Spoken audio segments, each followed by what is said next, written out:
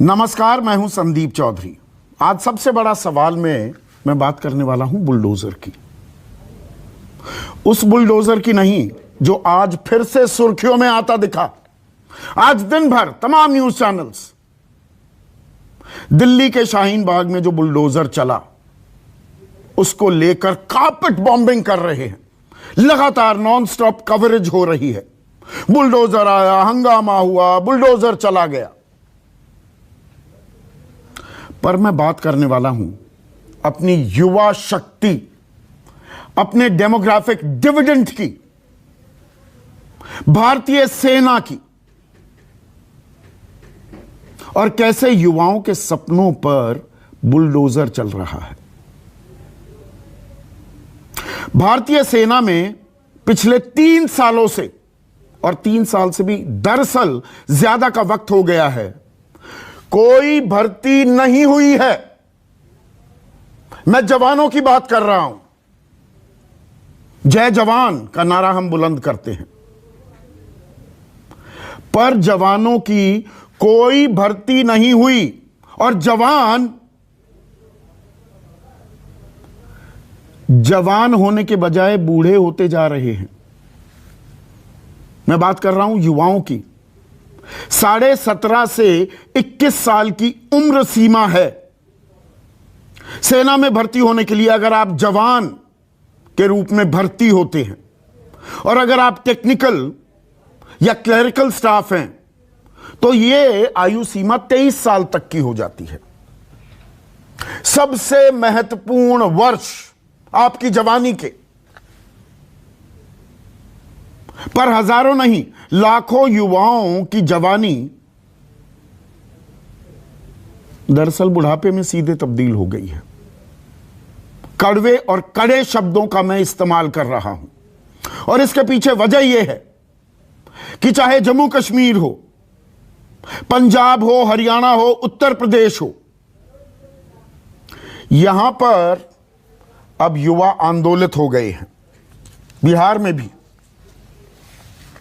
आपको कुछ जगहों की तस्वीरें दिखाता हूं जहां पर जमकर प्रदर्शन किया जवानों ने।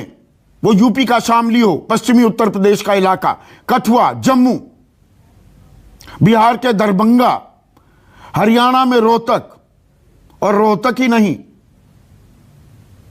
कई इलाकों में हरियाणा के यह प्रदर्शन शुरू हो गया है।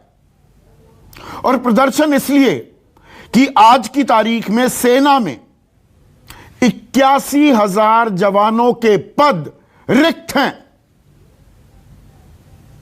सेना में 12 लाख से ज्यादा जवान हैं जो अपनी जान हथेली पर रखकर आपकी, मेरी, हमारे देश की सुरक्षा के लिए जान बाजी पर लगा देते हैं, जान हथेली पर लिए चलते हैं। और बहुत से लोगों का सपना ही यही होता है कि देश की सेवा करूं, देश के लिए मर मिटूं। पर जवानी जाया जा रही है इनकी। अब थोड़ा सा आंकड़े आपको बता दूं। 2018 में आखिरी भर्ती हुई थी और उसके बाद 2020-21 में 97 रैलियों का आयोजन किया गया। देखिए क्या होता है कि एक फिजिकल टेस्ट होता है पहले सेना में। बतौर जवान अगर आप भर्ती होना चाहते हैं तो पहले आपका फिजिकल टेस्ट, आपकी शारीरिक क्षमता आंकी और नापी जाती है। तो उसके लिए रैलियां आयोजित होती हैं। 97 रैलियां आयोजित हुई। अब इनमें से सिर्फ 4 के लिए कॉमन एंट्रेंस टेस्ट हुआ। उसके बाद एक लिखित इम्तिहान होता है, तब आपको भर्ती कराया जाता है। 2021-22 में 87 ऐसी रैलियां इनका आयोजन होना था। ऐसी योजना थी, लेकिन 4 ही भर्ती रैली हो पाई और एक भी कॉमन एंट्रेंस एग्जाम नहीं हुआ। यानी कि कोई भर्ती नहीं। और आखिरी भर्ती जो हुई 80,000 हमारे युवा सेना में भर्ती हुए थे। मैं 2018 का आंकड़ा आपको दे रहा हूं। अब ये युवा कह रहे हैं कि 12 जून तक अगर भर्ती नहीं हुई तो हम अपने आंदोलन को और तेज करेंगे और बड़ा प्रदर्शन करने वाले हैं। अब सरकार का तर्क क्या है? सरकार कहती है, देश के रक्षा मंत्री राजनाथ सिंह ने 21 मार्च को बयान दिया कि 2020, 21 और 21-22 में कोरोना के चलते सेना में भर्ती नहीं हुई। हां, नौसेना में 8,319 और वायुसेना में 13,032 भर्तियां की गई हैं। थल सेना में एक भी भर्ती नहीं हुई। और सबसे ज्यादा भर्तियां दरअसल थल सेना में ही होती हैं। अजय भट्ट, जो कि देश के रक्षा राज्य मंत्री हैं, उन्होंने भी कहा अभी करेंगे, सरकार इसके बारे में सोच रही है। अब यहां पर सवाल यह उठता है कि हां, बिल्कुल मैं मानता हूं कि एक संकट, संक्रमण, आफत, आपातकाल था जिससे पूरी तरह से हम बाहर नहीं निकले हैं। तो क्या सारी सरकारी भर्तियों पर रोक लग गई? क्या आईएमए में पासिंग आउट परेड नहीं हो रही? अफसर बन रहे हैं, जवान भर्ती नहीं हो रहे। और इस बात को भी छोड़ दीजिए, मैं बाल की खाल नहीं निकालना चाहता हूं, लेकिन अभी 1.5 महीना ही हुआ है, 5 राज्यों में चुनाव हुए, मुकम्मल हुए, 10 मार्च को नतीजे आए। उत्तर प्रदेश, उत्तराखंड, पंजाब, गोवा, मणिपुर। पिछले साल 5 और राज्यों में चुनाव हुए थे, पश्चिम बंगाल, असम,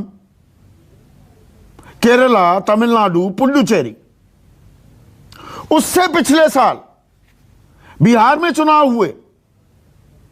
और 24 मार्च 2020 जब देश में पहला लॉकडाउन, संपूर्ण लॉकडाउन की घोषणा की गई, तो उससे ठीक 2 दिन पहले कोरोना आ चुका था। मध्य प्रदेश में एक नई सरकार भी बनी थी। तो देश में चुनाव हो सकते हैं, बड़ी बड़ी चुनावी रैलियां हो सकती हैं, कोरोना प्रोटोकॉल की धज्जियां उड़ सकती हैं, लोग कतारों में लगकर सरकार चुन सकते हैं, पर जवानों के लिए भर्ती के इम्तिहान नहीं हो सकते। अभी कुछ दिनों पहले एक वीडियो वायरल हुआ था जिसमें एक लड़का जो एक रेस्टोरेंट में काम करता है, नोएडा में ही, और वो रोज दौड़ता था। किसी ने उसे देखा, उससे पूछा, भैया क्यों दौड़ रहे हो? मैं तुम्हें लिफ्ट दे देता हूं। कि नहीं जी, फौज में जाना है। बहुत से लोगों ने अपने संवेदनाओं का इजहार किया, बीड़ा उठाया। बहुत से रिटायर्ड फौजी भी हरकत में आए, हम दिलवाएंगे जी नौकरी, ऐसे जाबाज, ऐसे बहादुर लोग हमें चाहिए फौज में। पर that is only the tip of the iceberg. ये देश में सुर्खियां इतनी बड़ी समस्या हो गई है। एक घटना थोड़े दिन के लिए या कुछ घंटों के लिए सोचने पर हम मजबूर होंगे, परेशान भी होंगे, फिर उसे कन्वीनियंटली भूल जाएंगे। फिर कुछ रमजान, अजान, हनुमान चालीसा, कोई बुलडोजर आ जाएगा। अभी 28 अप्रैल की बात है। यहां पर एक युवा की बात नहीं है, उसकी बानगी मैं आपको दे रहा हूं। हरियाणा के भिवानी जिले का एक लड़का, उसका नाम पवन, 23 साल की उम्र हो गई। गौर कीजिएगा, 17.5 से 21 साल तक भर्ती होती है एक आम जवान की, और टेक्निकल क्लरिकल स्टाफ 23 साल की उम्र तक की सीमा है। उम्र हो गई पवन की 23। रोज दौड़ता था पवन, सपना था उसका, फौज में जाऊंगा। देश की शान बढ़ाऊंगा, जान पर खेल जाऊंगा। आत्महत्या कर ली पवन ने। और जिस ट्रैक पर वो दौड़ता था, रोज पसीने बहाता था, सपने देखता था फौजी बनने के, उस ट्रैक पर पवन ने क्या लिखा?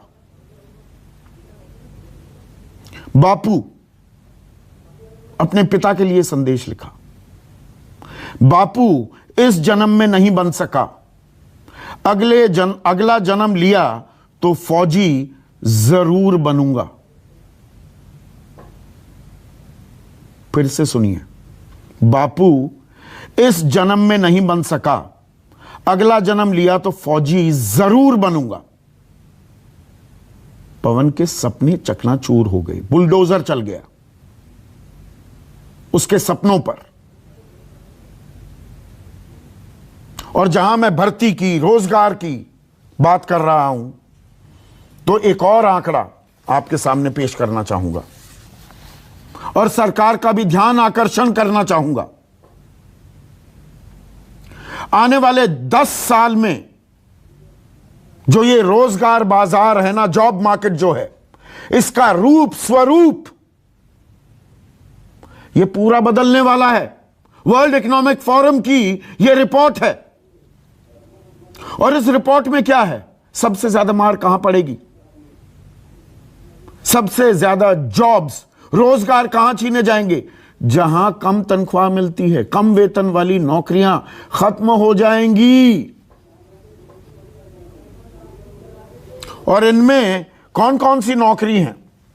Data entry clerk, administrative and executive secretary, accountant, auditor, कारखानों में काम करने वाले श्रमिक, प्रशासकीय प्रबंधक, मैनेजर्स जो हैं, mechanic, postal service, relationship manager, customer service worker, door to door sales worker, निर्माण कार्यों में लगे मजदूर, क्योंकि ऑटोमेशन का जमाना आ रहा है, आर्टिफिशियल इंटेलिजेंस भी आ रही है, हर चीज अब घर पर पहुंच जाती है। तो यहां पर युवा नौकरी की दरकार के लिए मारा मारा फिर रहा है। और ये तब जबकि फौज, और हम राष्ट्रवाद की बड़ी बात करते हैं, एक मजबूत भारत की परिकल्पना जब की जाती है, एक मजबूत सेना चाहिए। और अगर वहां पर जवानों की कमी होगी, मैं और कमियों की बात ही नहीं कर रहा हूं, तो हम किस राह पर जा रहे हैं? ऐसे में आज का सबसे बड़ा सवाल, चुनाव हो सकते हैं तो भर्ती क्यों नहीं? और युवाओं के सपनों पर चल रहा बुलडोजर। चर्चा में मेरे साथ बीजेपी के युवा प्रवक्ता, राष्ट्रीय प्रवक्ता हैं, युवा चेहरा है, संजीदा व्यक्ति हैं, प्रोफेसर हैं गुरु प्रकाश, कांग्रेस के राष्ट्रीय प्रवक्ता गुरदीप सप्पल, समाजवादी पार्टी के राष्ट्रीय प्रवक्ता सुनील साजन, जेजेपी अहम घटक है, हरियाणा में बीजेपी की साझा सरकार चला रहे हैं, उप मुख्यमंत्री जेजेपी का है, उनके प्रवक्ता अरविंद भारद्वाज, अ प्राउड फौजी major general Bishambar Dayal retired, और कुछ युवा हैं मेरे साथ, उनके टीचर भी हैं, शामली से मेरे साथ जुड़े हैं। इनके सपने चकनाचूर हो रहे हैं, हो गए हैं। विक्रांत उज्जवल हैं इनमें से एक। विक्रांत, आपसे मैं पहला सवाल पूछना चाहूंगा, उम्र कितनी है आपकी भाई? सर 24 साल। 24 साल की उम्र है। कितने साल से तैयारी कर रहे थे फौज में भर्ती होने के लिए? सर 4-5 साल से करने के लिए। तो क्या हुआ? भर्ती का आयोजन सरकार कह रही है, कुछ तो भर्ती के आयोजन हुए थे, फिजिकल टेस्ट पास कर लिया आपने विक्रांत? हाँ सर, मैंने 2 बार क्लियर किया है। और कॉमन एंट्रेंस टेस्ट, वो लिखित इम्तिहान के लिए क्या बताया गया आपको? लिखित इम्तिहान हो गया था, पर मैं फाइनल मेरिट में हो गया, रिजेक्ट हो गया था सर। फाइनल मेरिट में हुआ नहीं था मेरा काम। ये कौन से साल की बात है? ये सर 2017 और 18 की। नहीं, उसके बाद दोबारा कोशिश की? उसके बाद तो भर्ती नहीं आई सर। भर्ती नहीं आई? जी। तो फिर क्या किया आपने? अपने आप बस सर मेहनत कर को रहे। फिजिकली फिट रखा, ट्रेनिंग करते रहे और इंतजार करते रहे? जी सर। तो अब क्या करोगे? विक्रांत 24 साल की उम्र होगी, अब तो टेक्निकल और वो जो क्लरिकल स्टाफ वाली नौकरी है फौज में वो भी नहीं मिलेगी, अब क्या करोगे? सर उसके लिए तो हम धरना प्रदर्शन कर रहे हैं कि भर्ती जल्द से जल्द आ जाओ और जो आयु की सीमा में छूट दी जाए, जो 3 साल से भर्ती नहीं आ रही तो उसके लिए छूट दी जाए जी, जिनकी उम्र निकल गई। आपने ज्ञापन दिए होंगे, इस बारे में कोई आश्वासन मिला, कोई भरोसा दिया गया?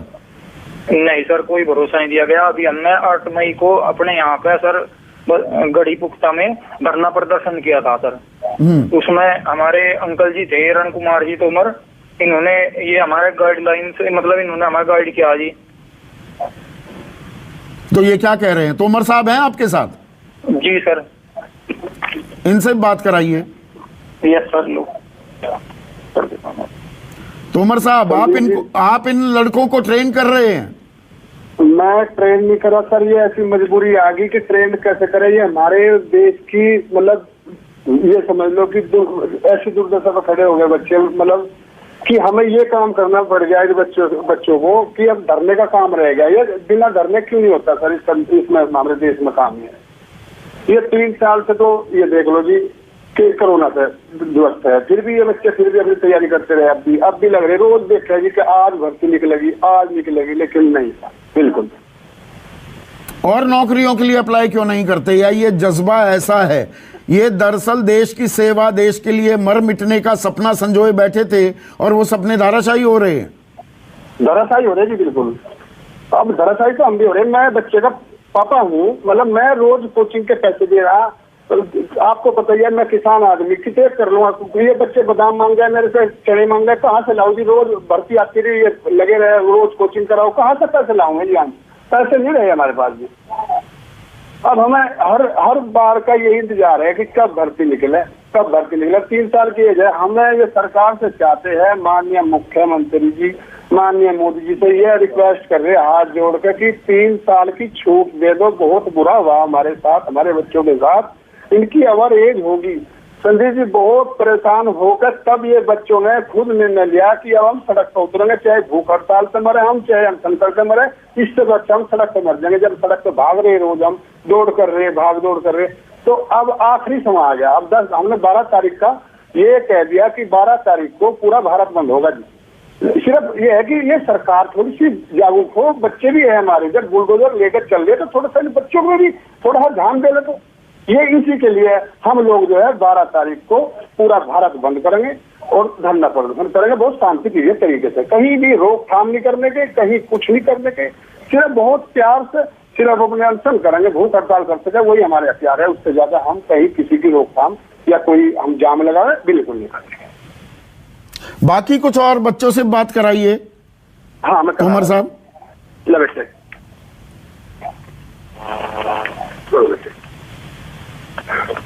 भाई, आपका नाम क्या है?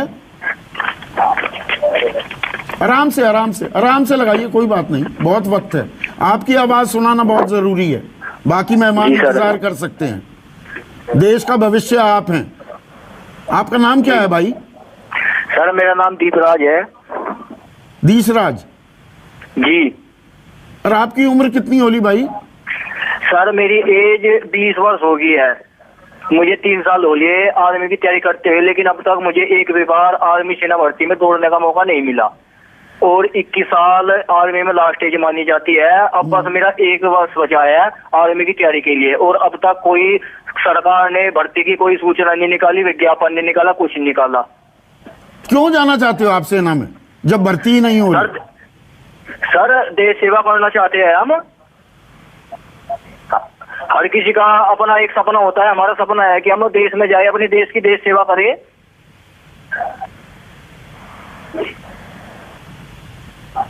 दीसराज, आपसे मैं आप लोगों से थोड़ी और बात करूंगा। जनरल दयाल, यहाँ पर ये युवा देश के लिए मर मिटने के सपने संजोए बैठे हुए हैं। सड़कों पर दौड़ते हैं। मैं इस इलाके से वाकिफ हूं, मेरा गांव भी वहीं पर है, और जब भी मैं जाता हूं तो खेकड़ा पार करने के बाद बागपत हो, बड़ौत आता है, आगे आपको भरी दोपहरी में लड़के दौड़ लगाते दिखेंगे। इस लू में भी दौड़ते हैं, पसीना बहाते हैं कि फौज में जाऊंगा, फौजी बनूंगा, और 3 साल से भर्ती नहीं। देश में चुनाव हो सकते हैं, भर्ती नहीं होगी। यह बात समझ में आती है आपकी? देखिए संदीप, मेरी इनके साथ बहुत सहानुभूति है, और इनके सपनों को, और अगर इनकी ख्वाहिशें पूरी नहीं हो रही तो मेरी बहुत हमदर्दी है इनके साथ। और लेकिन मैं आपको एक तहे दिल से मुबारकबाद देना चाहता हूं कि एक बहुत गंभीर मुद्दे को आपने छेड़ा है। पिछले कुछ दिन से मुद्दा बहुत परेशान कर रहा था। कहीं टूर ऑफ ड्यूटी सुनने में आता है, कहीं सुनने में आता है पेंशन का बिल बढ़ गया है, कहीं सुनने में आता है भर्तियां नहीं होंगी, और भर्तियां एक्चुअली नहीं हो रही। मैं बहुत परेशान था इस मुद्दे से, और आपने मुद्दा छेड़ा, तो आप मुझे 2 मिनट देना जरा, बाद में आप अपनी ये सब बातें कर लेना। पहली बात तो यह है कि जब ये मुल्क गरीब था, जब इसकी 500 बिलियन, सिर्फ 500 बिलियन डॉलर जीडीपी थी, ट्रिलियन डॉलर नहीं थी, तब ये मुल्क 1.2 मिलियन आर्मी अफोर्ड कर सकता था। तब ये मुल्क 2.6 to 3 मिलियन एक्स सर्विसमैन की पेंशन अफोर्ड कर सकता था। आज जब ये मुल्क 3 ट्रिलियन डॉलर की इकोनॉमी है, तो इसको सैनिकों की तनख्वाहें और रिटायर्ड पेंशन बिल की चिंता है। बहुत दुख की बात। क्या भारत का खतरा खत्म हो गया? क्या हमारी 3000 से ज्यादा किलोमीटर लंबी एलएसी, क्या जो चाइना के साथ है उसका खतरा टल गया? क्या पाकिस्तान के साथ हमारा खतरा टल गया? क्या उग्रवाद जो जगह जगह सर फैला रहा था वो खत्म हो गया? क्या देश की सुरक्षा की चिंता खत्म होगी? आप लोगों को मालूम होना चाहिए, यहां काफी पार्टियों के लोग बैठे हैं, ये लोग अपनी पार्टी का दर्द रखेंगे, देश का हित का इनको कोई चिंता नहीं है। भाईजान, इस मुल्क में 6 लाख नौजवान हैं जो भारत की सेना के वेपन को मैन करते हैं, राइफल को मैन करते हैं, टैंक को मैन करते हैं, आर्टिलरी की गन को मैन करते हैं। उनमें 2 लाख की कमी हो तो यह देश की सेना का क्या हाल होगा? 2 लाख की कमी है, 2 लाख 60,000 प्रति वर्ष आप भर्ती करते हो, और आज 4 साल हो गए तो 2,40,000 की कमी है, और इसकी 70% लोग जो है वो जवान हैं, उसमें से रिक्रूटमेंट नहीं हो रही है। ये गैप है, आपकी सुरक्षा में गैप है, छेद आपकी सुरक्षा में, ये सबसे बड़ा। और किस चीज को ले रहे हो आप? Tour of duty. क्या आप लोगों ने यूक्रेन की वॉर से कुछ नहीं सीखा? क्या रशिया के सोल्जर जो कॉन्स्क्रिप्ट से, जो यूक्रेनियन कॉन्स्क्रिप्ट से, वो कैसे सरेंडर करते हैं? भारतीय सेना का सबसे बड़ा ब्रह्मास्त्र भारतीय सैनिक है। उसी से डरता है पाकिस्तान, उसी से डरता है चाइना। उस सैनिक में अगर आप 40-30% की कमी कर देंगे तो आपसे चाइना नहीं डरेगा, पाकिस्तान नहीं डरेगा, दुनिया आपकी सेना की इज्जत नहीं करेगी, मान नहीं करेगी। आप लोग देश को जगाओ, आत्मा को झंझोड़ो। देश गरीब नहीं अमीर होता जा रहा है, देश में सुविधाएं बढ़ती जा रही, पैसा बढ़ता जा रहा है, फिर किस, और हमारी सुरक्षा बढ़ती जा रही है। आज देखिए, देश के 10 मिलियन लोग बाहर काम कर रहे हैं। अगर कल अमेरिका में, किसी गल्फ कंट्री में, अगर किसी ईयू में भारतीयों पर, जैसे अभी यूक्रेन में खतरा था, तो उनकी सुरक्षा की जिम्मेवारी हमारी है। इस देश में ना इस देश की पार्लियामेंट, ना इस देश के पॉलिटिशियन इस सुरक्षा को समझते। बार बार हमारी कमेटियां बना दी जाती हैं, कभी बोलते हैं इनकी टीथ टू टेल रेशो कम कर दो, मतलब इनके मेंटेनेंस वाले कम कर दो, ईएमई के लोग कम कर दो, इनके सप्लाई वाले लोग कर दो। अब कहते हैं इनकी टेल ही नहीं, इनका सर भी काट दो, क्योंकि ये हमारी इन्फेंट्री है, आर्मर्ड है, टैंक है, जो लोग मैन करते हैं वेपन्स को। आपका बॉर्डर लाइव है, दुनिया में किसी में, अमेरिका के पास कोई लाइव बॉर्डर नहीं है, इंग्लैंड के पास कोई लाइव बॉर्डर नहीं है, फ्रांस की सीमा पर कोई दुश्मन नहीं आ रखा, जर्मनी की सीमा पर कोई दुश्मन नहीं तैर रहा। हमारी सीमा पर 24 घंटे दुश्मन बैठा है, और इसमें ये बात सही है, ये बात सही है जनरल दयाल, ये उसका बहुत अटूट, संदीप, ये उसका बहुत अटूट जनरल दयाल, ये बात बिल्कुल सही है। सुनिए ना सर, सुनिए ना सर, ये बात बिल्कुल सही है आपकी, पर उससे भी गंभीर सवाल ये है कि जो ये युवा बैठे हैं, शामली के युवा मैंने अभी आज शो में रखे, ये हरियाणा में भी यही, जम्मू कश्मीर में, बिहार में भी वो आस लगाए बैठे हैं, और सपने, ये देश सेवा, सुप्रीम सैक्रिफाइस के लिए ये देश के लिए तैयार हैं। एक मिनट सर, संदीप एक सेकंड, आप मुझे एक सेकंड। हाँ। दुनिया में आजकल सेना में भर्ती होने के लिए ना रशिया में सोल्जर है, इंसान है, ना अमेरिका में। वो जबरदस्ती कॉन्स्क्रिप्ट करते हैं, जबरदस्ती लॉ के तहत लाइन में खड़े करके कॉन्स्क्रिप्ट करते हैं। तभी तो भारतीय सेना मजबूत है, क्योंकि भारत में नौजवान है जो कहता है मैं अपने देश की सेवा करने को तैयार हूं, मैं जा रहा हूं, मैं सेना में जा रहा हूं। एक भाई सेना में गुजर जाता है, बाप दूसरे बेटे को भेज देता है, बाप गुजर जाता है, मां बड़े बेटे को भेज देती है। ये मेरी अपनी कहानी है। 1965 में मेरे फादर की डेथ हुई, 1966 में मेरा बड़ा भाई सेना में चला गया था, क्योंकि परिवारों में जज्बा है और तभी भारत सुरक्षित है। लेकिन आप इस तरह की पॉलिसीज, इस तरह की हरकतें नहीं कर सकते। भाई साहब, सिक्योरिटी कोविड देखकर नहीं आती। चाइना जब आया था, जब हमारे पर कोविड झूल रहा था, कब हुआ था हमारा, कब उसने सेंध लगाई? 2020 में जब हम कोविड से सफर कर रहे थे, देश बिल्कुल क्लोज डाउन था, तब वो घुसपैठ की ना उसने ईस्टर्न लद्दाख में, और तब आके उसने तभी तो आपके 22 शहीद हुए। भाईजान, सुरक्षा चेतावनी देकर नहीं आती। बिल्कुल सही कहा आपने। अब मैं जरा सियासतदानों से थोड़े जवाब ले लूं आपकी इजाजत से, और मैं आपकी संवेदनाएं समझता हूं, मैं आपका जज्बा भी समझता हूं, और आप लोगों को मैं सलाम भी करता हूं इस बात को लेकर। पर गुरु, एक चीज बताइए, 3 साल से इस देश में दुनिया भर के चुनाव हो गए, सरकारें बन गई, सेना में भर्ती नहीं होगी, क्यों? संदीप जी, लगभग पिछले 22-23 मिनट से मैं सुन रहा था, और बिल्कुल ही बहुत ही संवेदनशील मुद्दा है। और देश की सुरक्षा का मामला हो, सेना की शौर्य और पराक्रम का मामला हो, हमारी सरकार को किसी से प्रमाण पत्र लेने की आवश्यकता नहीं है। सेना की शौर्य और पराक्रम पे कौन प्रश्न चिन्ह खड़ा करते आया है, 1 रैंक 1 पेंशन किसने रोक के रखा था, ये देश की जनता और सेना जानती है। जहां तक गरीबी बेरोजगारी का विषय है संदीप जी, हम लोग अक्सर इस विषय पे आमने सामने होते हैं और एक संवेदनशील चर्चा होती है। थोड़ा वक्त मुझे दीजिएगा तो बेहतर रहेगा। जब 2014 में संदीप जी हमारी सरकार आई थी, 2014 में हमारे प्रधानमंत्री ने पार्लियामेंट के फ्लोर पे कहा था कि हमारी सरकार देश के गरीब, दलित, शोषित, पीड़ित और वंचितों की सरकार है। और उस कारण ही 14 हो, 17 हो, 19 हो, 22 हो, लगातार देश की जनता का आशीर्वाद जनादेश के माध्यम से हमें मिल रहा है। अब समय समय पे बहुत अलग अलग नैरेटिव चलते हैं, और नैरेटिव चलाने वाले नैरेटिव चलाते हैं, लेकिन मुझे सेना में भर्ती क्यों नहीं हो रही? सवाल सीधा है बिल्कुल। मैं आ रहा था संदीप जी, मैं आ रहा हूं उस पर। बेरोजगारी का एक ब्रॉडर इशू है ना, जो हम लोग आज डिस्कस कर रहे हैं। बेरोजगारी को अभी थोड़ी देर के लिए छोड़ देते हैं। मैं सीधा सवाल ये पूछ रहा हूं, देश में चुनाव हो सकते हैं, 5 राज्यों में इस साल हुए, 5 राज्यों में पिछले साल, उससे पिछले साल आपके राज्य बिहार में हुए। सरकारें बन सकती हैं, सरकारें चुनी जा सकती हैं, रैलियां हो सकती हैं, सेना में भर्ती नहीं हो सकती, क्यों? कुल मिला के संदीप जी, जो मुझे समय का कोटा मिला है, अगर वो भी आप समाप्त कर दीजिएगा तो मैं जवाब कैसे दूंगा? मैं दे रहा हूं आपको। नहीं, बेरोजगारी और गरीबी कोई आज का मुद्दा नहीं है, मैं ये स्पष्ट रूप से बोलता हूं। और बेरोजगारी और गरीबी मुद्दा है, मैं स्वीकार करता हूं इस बात को। ये मुद्दा है, ये समस्या नहीं है, ये मुद्दा है, और इसका समाधान हम लोग मिलकर के निकालेंगे। अभी दिसंबर 2021 में मैं देख रहा था, और ये बार बार ये नैरेटिव फैलाया जाता है कि हमारे यहाँ सरकारी नौकरी समाप्त हो रही है। सरकारी नौकरियों पर मैं जा ही नहीं रहा हूं, आप विषयांतर हो रहे हैं। नहीं, मुझे रोकना पड़ेगा, मुझे रोकना पड़ेगा गुरु, आप विषयांतर हो रहे हैं। यहां पर 2020-21 में 97 रैलियों के आयोजन की योजना थी, 2021-22 में 87 रैलियों की, भर्ती रैलियों के आयोजन की योजना थी। कोई कॉमन एंट्रेंस टेस्ट नहीं हुआ, क्यों?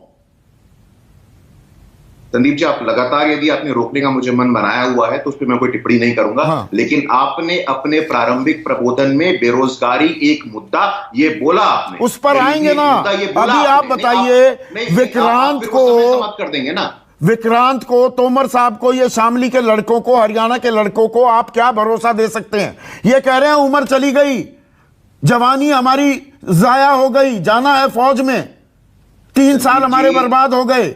इनको जवाब चाहिए गुरु। संदीप जी, हर 5 साल पे हम जाते हैं इनके पास इनसे जवाब लेने के लिए, और पुनः जाएंगे। हाँ, और पूरे भरोसे के साथ मैं कहता हूं, पूरे भरोसे के साथ आपके शो पे कहता हूं, यदि आवश्यकता पड़ी तो मैं विक्रांत के साथ रक्षा मंत्री के पास स्वयं जाऊंगा और बोलूंगा कि 3 साल का माफीनामा दिया जाए, 3 साल का इनको एग्जम्पशन दिया जाए, आवश्यकता पड़ने पे बोलूंगा। लेकिन संदीप जी, ये जो नैरेटिव चल रहा है, इस नैरेटिव का जो झूठ और सच उसको बोलना यहाँ बहुत स्पष्ट जरूरी है। 81,000 पद रिक्त हैं कि नहीं? दरअसल वो 2 लाख बनता है। 2018-19 की जो भर्तियां थी, 80,000 भर्तियां हुई, 3 साल से नहीं हुई, तो सीधा गणित है। अरे संदीप जी सुनिए, आप जरा थोड़ा सा मतलब एक मौका देंगे तो संदीप जी ठीक रहेगा। या आपने तय कर रखा है कि लगातार मुझे बोलने का नहीं, मैं आपको पूरा मौका दूंगा, सवाल का जवाब दीजिए ना प्लीज। हाँ नहीं, मैं दे रहा हूं ना जवाब। 2007 से लेकर के 2014 तक कितनी सरकारी भर्ती हुई थी संदीप जी? और ये यूनियन मिनिस्टर जितेंद्र सिंह ने पार्लियामेंट के फ्लोर पे कहा है। सरकारी भर्तियों की बात कर रहा हूं, मैं रेलवे रिक्रूटमेंट की बात कर रहा हूं, मैं स्पेसिफिक सवाल पूछ रहा हूं, सेना में भर्ती क्यों नहीं हो रही? सेना में भर्ती होगी, चुनाव हो सकते हैं, भर्ती क्यों नहीं हो सकती? सुरक्षा, आप राष्ट्रवाद की ताल ठोकते हैं, सेना के पराक्रम की बात करते हैं, तो आपसे सवाल पूछ रहा हूं ना, अभी गुरदीप सप्पल से भी पूछूंगा। संदीप जी देखिए, ये है यहां पे निकला हुआ, इंडियन आर्मी में ग्रुप सी की नौकरी निकली हुई है और ये कल का आज तक का न्यूज है। तो मुझे लगता है कि ये एक नैरेटिव जो चलाने का प्रयास हो रहा है, ये नैरेटिव को एक्सपोज करना बहुत जरूरी है। मैं आपसे ग्रुप सी की नौकरियां निकली हुई हैं, जवानों की नौकरियों की बात हो रही है, सिर्फ जवानों की बात कर रहा हूं मैं अभी गुरु। संदीप जी जवानों की भी नौकरियां निकलेंगी, बेरोजगारी किसी का भी हो संदीप जी, हमारे लिए प्रायोरिटी। जो जिनके 3 साल चले गए उनका जवाब, उनको क्या जवाब देंगे? मैं बोल रहा हूं ना आपको, यदि आवश्यकता पड़ी तो मैं विक्रांत के साथ जाऊंगा रक्षा मंत्री जी के पास और 3 साल का एग्जामिशन मांगूंगा। ये मैं पार्टी का आधिकारिक राष्ट्रीय प्रवक्ता होने के नाते मैं बोल रहा हूं, लेकिन आप मुझे थोड़ा बोलने का मौका देंगे तो ज्यादा बेहतर बोलिए ना। आप लगातार टोक रहे हैं। नहीं देखिए, लगातार आप ये बोल रहे हैं सरकारी नौकरी की बात, और लगातार आप लोगों के ऊपर ये आरोप लगता है कि सरकारी नौकरी कहां गई, सरकारी नौकरी कहां गई। यूनियन मिनिस्टर जितेंद्र सिंह ने पार्लियामेंट के फ्लोर पे कहा है 2007 से लेकर के 2014 तक कितनी सरकारी नौकरी दी गई थी? 6,19,000, और 2014 से 21 तक 7 लाख सरकारी नौकरी दी गई है। 80,000 ज्यादा सरकारी नौकरी दी गई है। यूपीएससी की बात करिए, एसएससी की बात करिए, आरआरबी की बात करिए। पहली बात। दूसरा संदीप जी, आप कहते हैं 8,92,000 सरकारी नौकरियों पर पद रिक्त हैं, सरकार का जवाब है संसद में। संदीप जी ऐसा है कि खादी विलेज इंडस्ट्रियल कमीशन का आपने आंकड़ा देखिएगा कभी 2008 से लेकर के आज तक प्राइम मिनिस्टर। आप सेना में भर्ती के सवाल से भाग क्यों रहे हैं? ना उस पे मैं लगातार बोल रहा हूं, उस पे भाग कहां रहा हूं? मैं बोल रहा हूं कि भर्ती होगी और जरूरत पड़ने पे मैं खुद 3 साल का एग्जामिशन मांगूंगा। लेकिन सवाल बेरोजगारी का है, सवाल झूठे नैरेटिव का है, सवाल है कि लगातार लोगों को भ्रमित करने का प्रयास किया जाता है। उस भ्रम को तोड़ने की आवश्यकता है। अभी भी आपने मुझे बोलने का मौका नहीं दिया, मैं आपसे आग्रह कर रहा हूं कि मुझे बोलने का मौका दिया जाए। 3 साल की आपदा आई थी, कोविड की विभीषिका आई थी, एक वैश्विक, एक अनप्रेसिडेंटेड संकट आया था। उसमें मैदान में सबको इकट्ठा करके कोविड करवा देते क्या? मैदान में आपने चुनाव में तो इकट्ठा किया ही नहीं। वोट डाल दो। चुनाव के लिए मैदान में किसी को इकट्ठा नहीं किया ना कोरोना की कोई धज्जियां उड़ाई, सारे प्रोटोकॉल की। संदीप जी ऐसा है ना, आप बिल्कुल चरितार्थ कर रहे हैं आज। हाँ। एक इंडिया होता है, एक भारत होता है। कभी भारत की भी बात सुना करिए आप। भारत बोलता है, चुनाव के दिन बोलता है और लगातार बोलता आया है, और कितना बड़ा डिस्कनेक्ट है इंडिया और भारत में हम सब जानते हैं। अब मैं जरा बोल रहा हूं, 80,000 ज्यादा सरकारी नौकरी दी जाती है, 30 करोड़ लोगों को स्वरोजगार के माध्यम से लाभ दिया जाता है। Centre for monitoring Indian economy, जो कि आपकी फेवरेट एजेंसी है, उन्होंने बोला कि अनएम्प्लॉयमेंट रेट में कमी आई है, तो उसको स्वीकार करने को आप तैयार नहीं है। आज एक और विशेष दिन है, असंगठित क्षेत्र की बात कौन करेगा? सेना के जवानों की बात कर रहे हैं, अच्छी बात है। मैं उसी पर रहना चाहता हूं। इस देश पवन के पिता को क्या जवाब देंगे जो लिखते हैं, बापू इस जन्म में नहीं बन सका, अगला जन्म लिया तो फौजी जरूर बनूंगा? क्या जवाब देंगे उसके पवन के पिता को? ऐसा है संदीप जी, ये आज की समस्या नहीं है। 2007 से पहले कितनी किसानों की आत्महत्या होती थी, मैं उस पर जाना नहीं चाहता हूं। यदि आपको डिबेट को सेंसेशनलाइज करना है तो ये आपका मुद्दा हो सकता है, लेकिन आपने अभी भी मुझे अपना पक्ष रखने का मौका नहीं दिया है। मैं ये ऑन रिकॉर्ड बोल रहा हूं संदीप जी। आप बोलते रहिए, आप ही लगातार बोल रहे हैं। दोबारा से वीडियो को रिविजिट कीजिए, करिए ना बात पूरी कर नहीं रहे, घुमा कर बात कर रहे हैं आप लगातार। आप रिविजिट करिएगा संदीप जी। लगातार हर 10 सेकंड पे आपने मुझे टोका है। जब मैं बोल रहा हूं कि 80,000 ज्यादा सरकारी नौकरी दी गई है, आप उसको स्वीकार करने को तैयार नहीं है। जब मैं बोल रहा हूं कि 30 करोड़ लोगों को स्वरोजगार के माध्यम से सपोर्ट मिल रहा है, आप उसको स्वीकार करने को तैयार नहीं है। जब मैं बोल रहा हूं कि केवीआईसी के माध्यम से 8.25 लाख सरकारी नौकरी तैयार हुई है, आप उसको स्वीकार करने को तैयार नहीं है। और जो ये लड़के चिलचिलाती धूप में अपने गोडे तोड़वाते हैं, भागते हैं, दौड़ते हैं फिजिकल फिटनेस के लिए, इनकी भर्ती का क्या? मैं वही तो सवाल पूछ रहा हूं। संदीप जी कुछ सिलेक्टिविटी कर लीजिए आप सिलेक्टिविटी कर लीजिए। मेरी पूरी संवेदना सहानुभूति है, और मैं चौथी बार बोल रहा हूं कि मैं रक्षा मंत्री जी से समय लेकर के लड़कों के साथ में वहां जाने को तैयार हूं। चलिए, बहुत अच्छी बात है। अब एक मिनट, अब गुरदीप सप्पल स्क्रीन पर। गुरदीप सप्पल, आप सेंसेशनलाइज कर रहे हैं। गुरदीप सप्पल स्क्रीन पर। गुरदीप सप्पल, आप सेंसेशनलाइज कर रहे हैं। आप अपना चुनावी हित, राजनीतिक हित साध रहे हैं।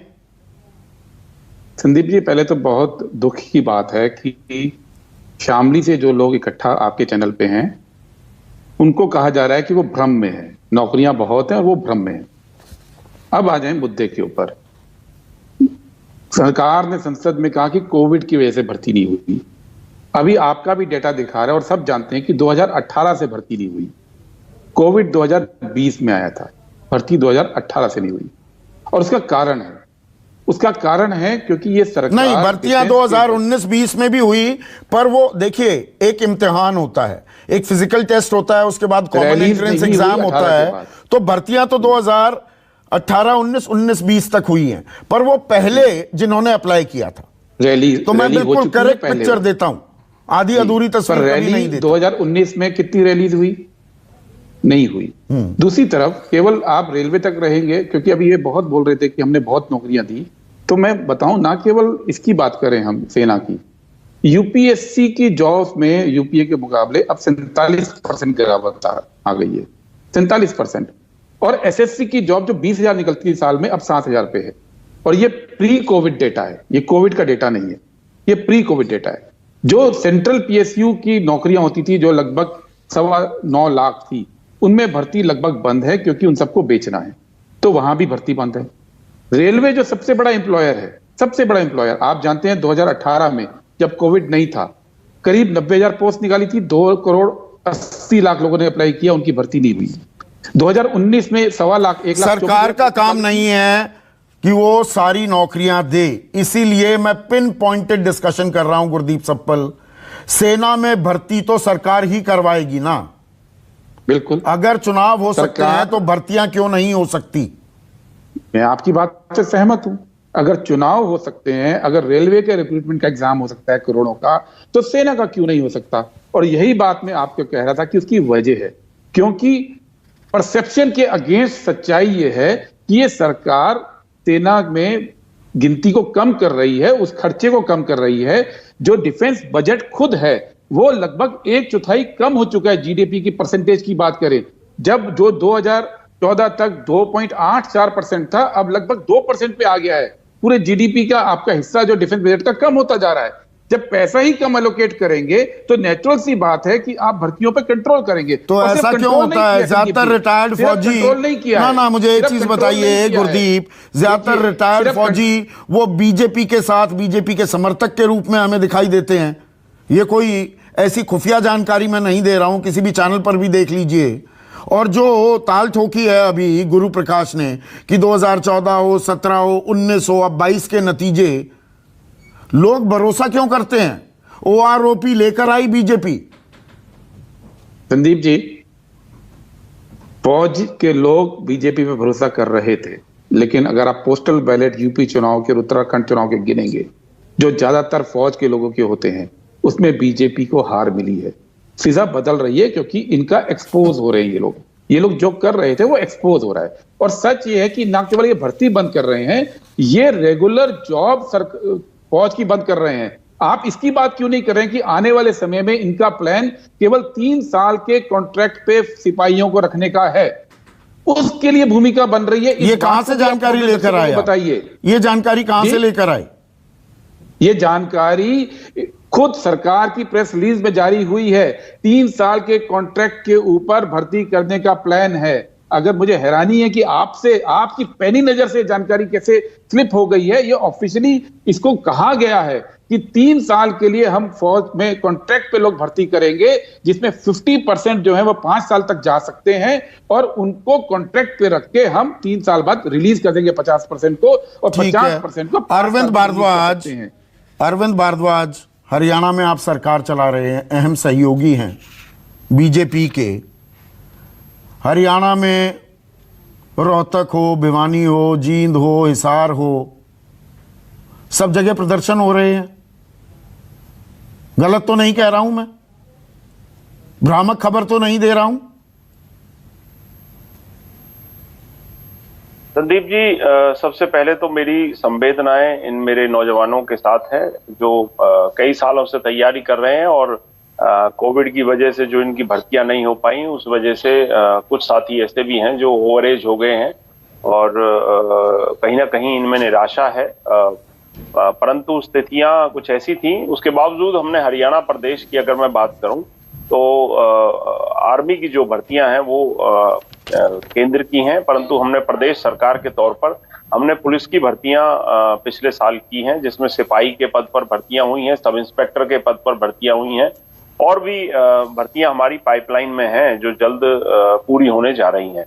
तो हमने प्रयास किया। सरकार का काम भरोसा देना होता है, आश्वासन देना होता है। 12 जून की तारीख ये लोग कह रहे हैं और बड़ा प्रदर्शन करेंगे, नाराज हैं, परेशान हैं, कुछ ने आत्महत्या भी कर ली, ओवर एज हो चुके हैं, अंधकार दिख रहा है। इनका ढाढ़स कौन बंधाएगा, भरोसा कौन देगा?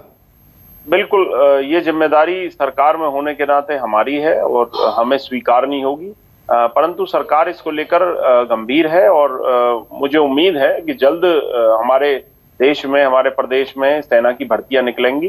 परंतु अगर मैं सिर्फ हरियाणा की, अपने प्रदेश की बात करूं तो हरियाणा में मैंने जैसे कि अभी बताया कि पुलिस की भर्तियां अभी हाल ही में हमने 2021 में भी की हैं, और इसके अलावा भी और भी कई इस तरह की भर्तियां पाइपलाइन में नहीं, मैं आपकी भर्तियों की नहीं, आज मैं सीधा सेना की भर्ती की बात कर रहा हूं। हम जय जवान जय किसान का नारा बुलंद करते हैं ना, जय जवान हो रहा है, जवान बूढ़ा होता जा रहा है, जवान नहीं बन पा रहा। निकलनी चाहिए बिल्कुल, और मुझे लगता है कि जल्द ये निकलेंगी भी, क्योंकि सरकार इन विषयों को लेकर पहले से ही बहुत संजीदा है। ये हमारी जो सरकार है देश की, और खुद नरेंद्र मोदी जी का आर्मी को लेकर, हमारे सैनिकों को लेकर, आदमी सड़क पर ना उतरे, प्रदर्शन ना करे, उससे पहले सरकार हरकत में नहीं आती क्या अरविंद? नहीं, प्रदर्शन की बात नहीं है संदीप जी, ऐसा नहीं है कि प्रदर्शन से ही सब कुछ होता है। बाकी ठीक है, लोकतंत्र में अगर ये लोग प्रदर्शन भी करना चाहते हैं तो कर सकते हैं, परंतु सरकार नहीं, इनके पास चारा क्या है? खुद मोदी जी, चारा कुछ बचा है इनके पास? प्रदर्शन के अलावा कोई चारा है? नहीं, पर मैं बताना चाह रहा हूं संदीप जी कि खुद नरेंद्र मोदी जी भी बड़े संजीदा हैं इस विषय को लेकर, और समय समय पर जिस तरह की उनकी भावनाएं हैं अपने देश के सैनिकों को लेकर, अपने देश की सेनाओं को लेकर, उससे सब वाकिफ हैं। और यही वजह है कि हमारे देश के सैनिक और पूर्व सैनिकों की अगर बात की जाए तो वो जरूर नरेंद्र मोदी जी पर विश्वास रखते हैं। आपने भी जिक्र किया, और ये सच्चाई भी है, ऐसा नहीं है कि सच्चाई नहीं है, सच्चाई है। खुद वो जिस तरह से अपने त्योहारों को भी सैनिकों के बीच मनाते हैं, और इसीलिए ऐसा नहीं है, इस बात को कोई डिनाई नहीं कर रहा, पर यहाँ पर इनका भविष्य, सुनील साजन, इन युवाओं का भविष्य अंधकार में होता दिखता है ना। बीजेपी के ही सांसद है वरुण गांधी, वो कहते हैं भाई 3 साल से क्यों रोक रखी है रिक्रूटमेंट ड्राइव, और ये कभी चर्चा का विषय नहीं बनता, कोई इस पर चर्चा नहीं कर रहा है।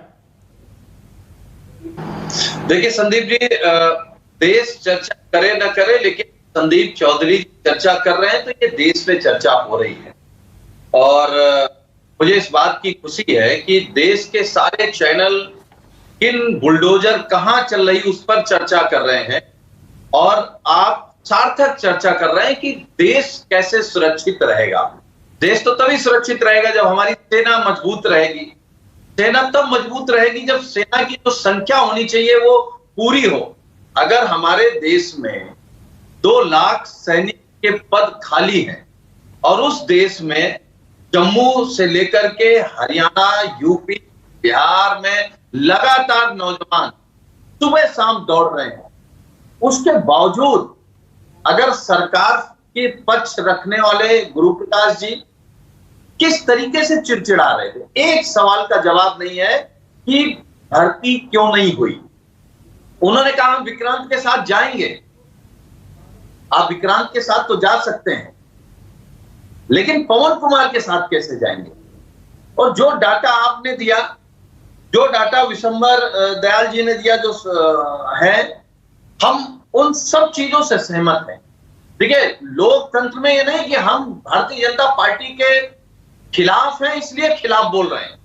हमारी अपनी विचारधारा हो सकती है, आपकी अपनी हो सकती है, गुरु प्रकाश जी की अपनी हो सकती है, उनके सहयोगियों की अपनी हो सकती, कांग्रेस की अपनी हो सकती, लेकिन जब मुद्दा देश का आएगा तो मुझे लगता है हम आप सब एक साथ खड़े होंगे, दल को छोड़ के, क्योंकि देश से बड़ा कुछ नहीं है। और एक बात आई कि ये अपना देश नहीं, यहां पर सबसे अहम बात देखिए, नौकरी जो करता है ना सुनील, ईमानदारी से मैं कह रहा हूं, मैं भी नौकरी कर रहा हूं, मुझे पत्रकारिता में मजा आता है, ये मेरा धर्म है, ये मेरे डीएनए में है, पर पैसा भी है इसमें, मैं पैसे को भी देखता हूं। पर फौज में जो जाता है ना युवा, पैसे बाहर ज्यादा कमा सकता है, उसमें देशभक्ति का जो जज्बा है ना, वो ज्यादा होता है। नौकरी तो सब करते हैं भाई, घर बार सबको चलाना है, यहां गोली भी लग सकती है, नहीं लगती, कफन में लिपटे हुए आ सकते हैं वापस, जी, बीवी विधवा हो सकती है, बच्चे बिना पिता के सारी जिंदगी जीने के लिए मजबूर हो सकते हैं। उस जज्बे को तो हमें सलाम करना पड़ेगा ना, कि देश का युवा, सही कहा जनरल दयाल ने कि इजराइल में, यूरोप में, अमेरिका में कंपलसरी मिलिट्री सर्विस है, यहां कंपलसरी नहीं, लोग पसीना दो बहा रहे हैं भैया, फौज में जाना है, किसी पर पाबंदी लगाने की जरूरत नहीं, स्वतः लोग जाने को तैयार हैं, जा नहीं पा रहे।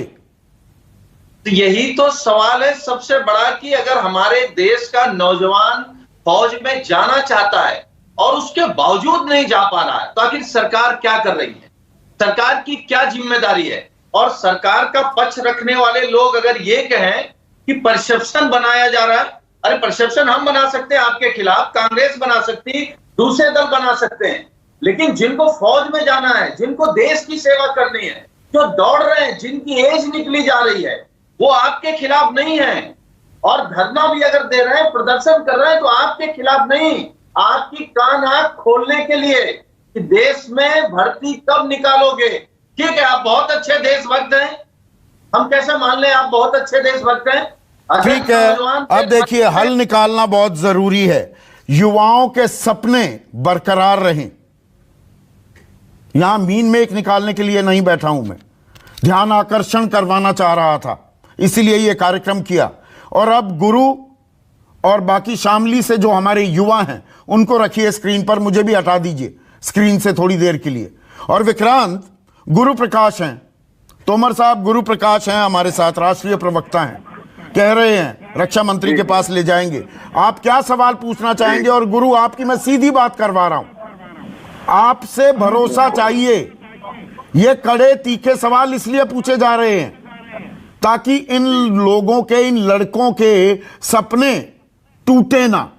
तोमर साहब क्या पूछना चाहेंगे? मैं पूछना यही चाहूंगा जी, जब इन्होंने इलेक्शन भी करवा लिया, चलो हम लोग कह रहे मतलब उस टाइम पर रैली भी करवाई और इलेक्शन भी करवाए, हम इससे भी कोई दिक्कत नहीं, हमने भी वोट दी इन लोगों को, ताकि हमें माननीय प्रधानमंत्री जी ने पहले भी कहा था कि 2 करोड़ हम हर साल नौकरी देंगे, लेकिन हम उस पर भी चलो खड़े उतरे, उनकी सरकार बनवाई, उस पर भी भर्ती का सवाल पूछिए सीधा तोमर साहब। सवाल ये है जी कि आप क्या भरोसा चाहते हैं? भरोसा ये चाहते हैं, उन्होंने बुलडोजर तो चलवा दिया, चलो हम कहते हैं कि चलाओ, लेकिन क्या इनको ये भी था कि 3 साल हो गए, बच्चों की भविष्य की बात है, उनकी नौकरी कब दोगे? ये बुलडोजर से काम नहीं चलने वाला हमारा। ठीक है, हमारा सड़कों पर सीधा पूछ रहे हैं, एक मिनट तोमर साहब, सीधा ये पूछ रहे हैं भैया, उनको नौकरी चाहिए, देश की सेवा करना चाहते हैं, आप इनको ले जाएंगे? मैं अरेंज कराता हूं, न्यूज़ 24 ये अरेंज कराएगा। संदीप जी, अब मैं बोलूं अगर आप जी बिल्कुल। संदीप जी, पहले बहुत सारे प्रवक्ताओं ने बोला है, मैं तोमर साहब के प्रश्न में पहले आता हूं, लेकिन जैसे मैंने कहा, मैं पुनः बोलता हूं कि मैं इनकी बातों को सरकार तक पहुंचने के तैयार हूं। तोमर साहब, आपने और आपके क्षेत्र के लोगों ने जिस प्रकार हम लोगों पे भरोसा जताया है पहले, आप आगे भी भरोसा जताइएगा और आपकी बातों को हम सरकार तक लेकर जाएंगे और त्वरित कार्रवाई करेंगे। संदीप जी, इतना नेगेटिव पिक्चर पूरे 40 मिनट में पेंट किया गया, वर्ल्ड बैंक की रिपोर्ट भी आपको देखनी चाहिए। आज की इंडियन एक्सप्रेस में रिपोर्ट आई है कि एक्सट्रीम पॉवर्टी में आधी कमी हो गई है, जो 22% हुआ करता था आज 10% हो गया है, बिना रोजगार के हो गया। मुझे लगता है कि जब 44 करोड़ लोगों का बैंक का खाता खुलता है, अति गरीबी की बात कर रहे हैं, अति गरीबी की बात कर रहे हैं संदीप जी, गरीबी और अति गरीबी में फर्क होता है। अति गरीबी में अगर 22% से लेकर के 10% तक कमी आई है तो उसको स्वीकार करना चाहिए। ये बिना रोजगार के नहीं हुआ है संदीप जी, बिना रोजगार के नहीं हुआ है। 80 करोड़ लोगों को 5 किलो अनाज दे रहे हैं, वो अति गरीबी से ऊपर आ जाएंगे। प्लीज संदीप जी देखिए, 80,000 जब सरकारी नौकरी दी जाती है ना, तो वो रोजगार नहीं आता है। जब केवीआईसी में 8.25 लाख आप इन लोगों को कब ले जा सकते हैं? मैं ये जानना चाहता मैं हूं बिल्कुल- गुरु, आप इन आप लोगों तय करिए। को रक्षा मंत्री राजनाथ सिंह के पास कब ले जा सकते हैं? आप तय करिए, मैं बिल्कुल आप तैयार तारीख हूं। बताइए, मैं हम स्वयं आप तारीख कीजिए। विक्रांत, आप आने को तैयार हैं दिल्ली? तैयार है जी सर। सारे हाथ उठाकर बताइए, आप मुलाकात करना चाहेंगे रक्षा मंत्री से? हाँ जी, बिल्कुल सर। आप बताइए गुरु, सर, मिलेंगे। तारीख बताइए, समय जी। बताइए। संदीप जी, आप मेरा नंबर गेस्ट रिलेशन से लेकर के आप कहिए तो ऑन एयर में अपना नंबर गेस्ट देने को रिलेशन से तैयार क्यों? हूं। मेरे पास आपका मैं नंबर आपका है। नंबर- हाँ, आपके पास मेरा हमारे नंबर है, बड़े आप मेरा दोस्ताना नंबर- संबंध हैं, पर मैं सवाल पूछने में दोस्ती को बीच में नहीं लेकर आता हूं कभी। नहीं, लेकिन स्वतंत्रता को तो रखना चाहिए संदीप जी सवाल पूछने के क्रम में। ये तो दोनों अब आप पक्ष कब निभाना आएंगे चाहिए सवाल दिल्ली? पूछने कब के आएंगे, क्रम कब में। लेकर जाएंगे इन्हें? मैं दिल्ली आऊंगा, रक्षा मंत्री जी के कार्यालय में अपॉइंटमेंट के लिए अप्लाई करूंगा और अपॉइंटमेंट मिलते ही मैं तोमर जी और उनकी पूरी टीम को उनके पास लेकर के जाऊंगा संदीप। हम इंतजार मैं 5 करेंगे, छठी बारी बोल हम रहा हूं। इंतजार करेंगे गुरु प्रकाश। जी सर, और हम जी। चाहेंगे, सिर्फ गुरु की जिम्मेदारी नहीं है, ये सरकार की जिम्मेदारी है। और इन तीखे कड़े सवालों के जरिए जो युवाओं के जो सपने हैं, जिन पर बुलडोजर चलता दिख रहा है, उस पर तत्काल विराम लगे, ये वापस चले जाएं। इनकी 3 साल के जो वक्त जाया गया है, इनको वो रिलीफ मिले। समय अवधि, जो समय सीमा है, आयु सीमा है, 21 साल से बढ़ाई जाए इन लोगों के लिए, ताकि ये देश सेवा कर सकें और सही मायने में हम कह सकें, जय जवान जय किसान। नमस्कार। सबसे बड़ा सवाल presented by Nutrela daily active, vitamin, protein, जड़ी बूटियों व एमिनो एसिड आदि 41 तत्वों से बना nutrition. Associate sponsor Servokon, India's number 1 servo voltage stabiliser, रखे सब कंट्रोल में। Simco Oxyveda face wash, the Vedic beauty. Beemark mustard oil mustard specialist द्वारा बनाया गया, करोड़ों द्वारा जांचा, परखा, आजमाया गया। द मस्टर्ड स्पेशलिस्ट सिंस 1933, बरसों से सरसों।